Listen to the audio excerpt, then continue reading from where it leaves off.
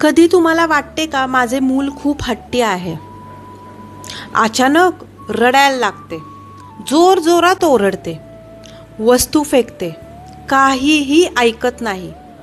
मग काय होतं, आपण पण रागवतो, कंटाळतो आणि मग विचार करतो का बरं हा असा वागत असेल. बट जर मी तुम्हाला सांगितले की हा हट्टीपणा नाही, हा त्याच्या भावनांचा संकेत आहे. आपल्या लहान मुलांच्या मनात नेमके काय सुरू आहे आज आपण समजून घेऊया. चला तर मग ह्या वागण्यामागचे 5 इम्पॉर्टंट भावनिक इमोशनल कारणे बघूया, जे आपल्याला मुलांचे खरे मन समजून घेण्यात मदत करतील. Number 1, emotional overload. जेव्हा भावना नियंत्रणाबाहेर जातात. टोडलर्स, लहान मुलांचा मेंदू, ब्रेन अजून पूर्ण विकसित झालेला नसतो. त्यांचे भावनिक केंद्र मोठे असते, पण नियंत्रण केंद्र अजूनही तयार होत असते. जेव्हा ते खूप थकलेले असतात, भुकेले असतात किंवा दिवसभर खूप गोष्टी घडलेल्या असतात, ते कोपिंग करू शकत नाही आणि मग भावना टोकाला जातात आणि रडणे, ओरडणे, वस्तू फेकणे स्टार्ट होते. फॉर एक्झाम्पल, रात्र झाली होती, सगळे शांत होते आणि आधी अचानक टॉय फेकून ओढायला लागतो, कारण दिवसभर खूप गोष्टी झाल्या होत्या आणि तो फक्त थकलेला होता. त्याला झोप लागायला हवी होती आणि ती लागत नव्हती. त्याच्याकडे कोपिंग स्किल, भावना समजण्याची ताकद नव्हती. त्यामुळे सुरू झाले tantrums. Number 2, need of control. मला माझ्या पद्धतीनेच करायचं आहे.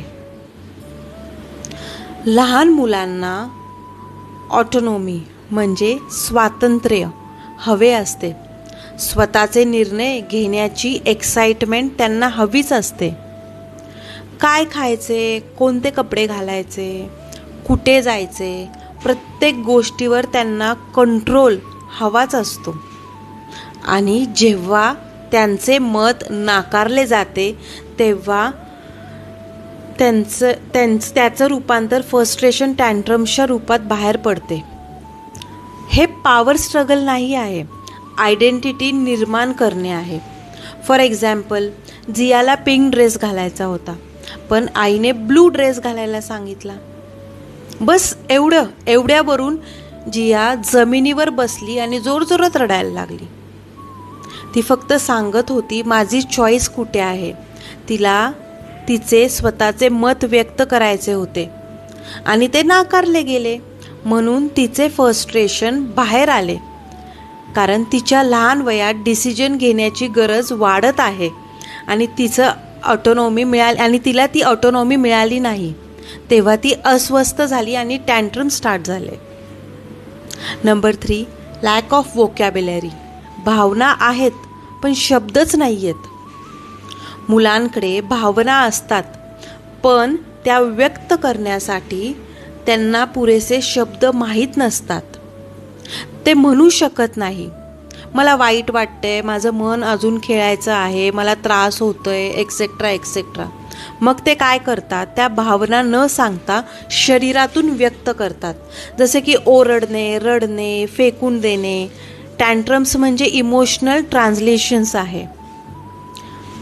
मला काहीतरी वाटतंय पण सांगता येत नाही. जसं की फॉर एक्झाम्पल, रयानचा प्ले टाईम संपलाय, त्याला फार दुःख झाले त्यामुळे, पण तो बोलून सांगू शकला नाही. त्याऐवजी त्यांनी काय केले, खेळणी फेकायला सुरुवात केली, जोरजोरात रडायला लागला. ह्याचं कारण म्हणजे त्याच्याकडे त्याच्या भावना, त्याच्या फिलिंग्स व्यक्त करण्यासाठी योग्य शब्दच नव्हते, म्हणून त्यांनी टँट्रम स्टार्ट केले. Number 4, disconnection. तुम्ही इथे आहात पण माझ्यासोबत नाही. कधी कधी मुले टँट्रम्स करतात कारण त्यांना वाटते आई बाबा जरी जवळ असले तरी मनाने माझ्याजवळ नाही आहेत. फोन, काम, धावपळ यामध्ये बिझी आहेत आणि त्यामुळे काय होते, इमोशनल कनेक्शन तुटते. ते आपल्याला सांगत असतात, माझ्याकडे लक्ष द्या, माझ्यासोबत राहा. फॉर एक्झाम्पल, सपोज आई फोनवर कॉल करत होती आणि अर्णव तिला काहीतरी दाखवत होता. तिला वेळ मिळेपर्यंत, म्हणजे तिचा कॉल पूर्ण होईपर्यंत अर्णव चिडला, ओरडला आणि कुशन पिलो फेकून द्यायला सुरुवात केली. तो सांगत होता, मला अटेन्शन दे, फक्त फिजिकली दिसू नकोस. कारण मुलांना हवे असते इमोशनल प्रेझेन्स.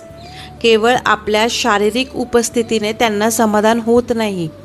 जेव्हा आपले लक्ष दुसरीकडे असते तेव्हा त्यांना एकटं दुर्लक्षित वाटतं आणि हेच ते टँट्रममधून दाखवायचा प्रयत्न करत असतात. Number 5, mirroring parents stress. मी जे बघते तेच मी शिकते. मुले म्हणजे आपल्या भावनांचे फिलिंगचा आरसा, मिरर. आपण जर टेन्शन, घाई, शाउटिंग, गडबड करतो तर ते आपल्या मुलांवर त्याचा परिणाम होतो. कधीकधी त्यांचा राग त्यांचा नसतो, तो आपलाच असतो.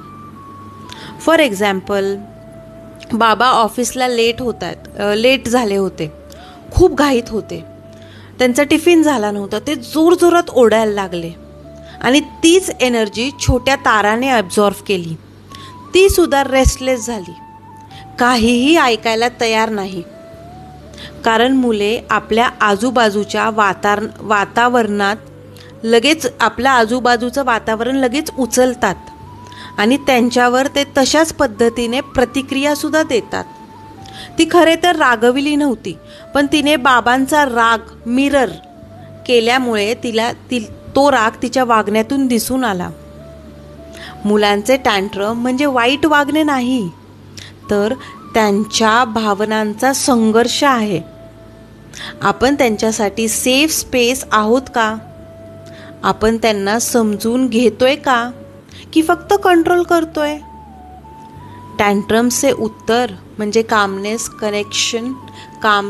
कनेक्शन आणि क्लिअरिटी. शिस्त म्हणजे ओरडणे नाही, शिस्त म्हणजे दिशा दाखवणे. पेरेंटिंग ही परीक्षा नाही, हे रोजचं एक सुंदर नातं आहे जे आपण शिकत आहोत आणि आपल्याबरोबर आपली मुलेसुद्धा शिकत आहेत. जर हे डीप सायकोलॉजिकल इन्साइट्स तुम्हाला उपयोगी वाटत असतील तर फॉलो करा आणि हा व्हिडिओ शेअर करा. चला शांत आणि समजूतदार पालक बनूया आणि शांत मनाच्या आनंदी मुलांना वाढवूया.